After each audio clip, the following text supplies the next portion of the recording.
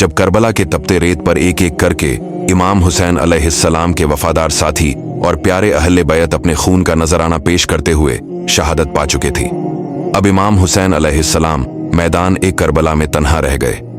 मैदान ए करबला में एक गहरा सन्नाटा छा गया। सूरज ढलने को था और उसकी शुआएं खून से रंगीन जमीन पर एक उदास रोशनी बिखर रही थी। चारों तरफ शहीदों के ढेर थे, जिनमें हजरत अब्बास अलैहिस्सलाम और हजरत अली अकबर अलैहिस्सलाम जैसे बहादुरों के जिस्म मुबारक थे, लेकिन अब सब खामोश थे। ये मंजर तारीख ए इस्लाम के सबसे गमगीन और दर्दनाक वाकयात में से एक है।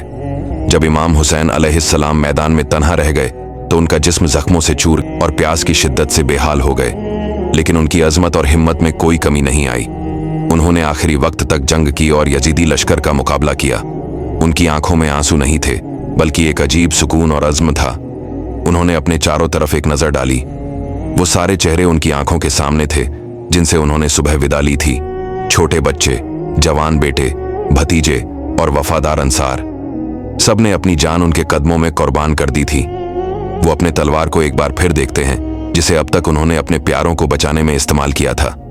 अब उनके हाथ में सिर्फ अल्लाह की रजा और अपने नाना नबी अकरम सल्लल्लाहु अलैहि वसल्लम के दीन को बचाने का अज़्म था।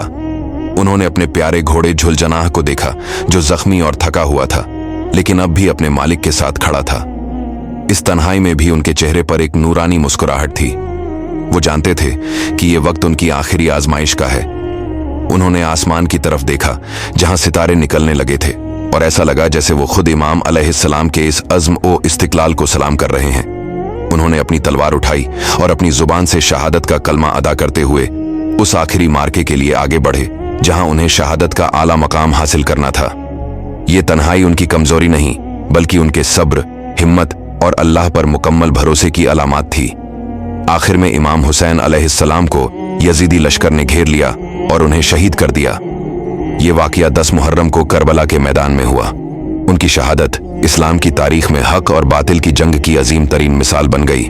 उनकी कुर्बानी सिर्फ उस वक्त के जुल्म के खिलाफ नहीं थी, बल्कि ये कुर्बानी कयामत तक आने वाली नस्लों के लिए एक मिसाल राह है, जो हर दौर में जुल्म के खिलाफ आवाज उठाती है और हक पर दत्त जाने का दर्ज देती है।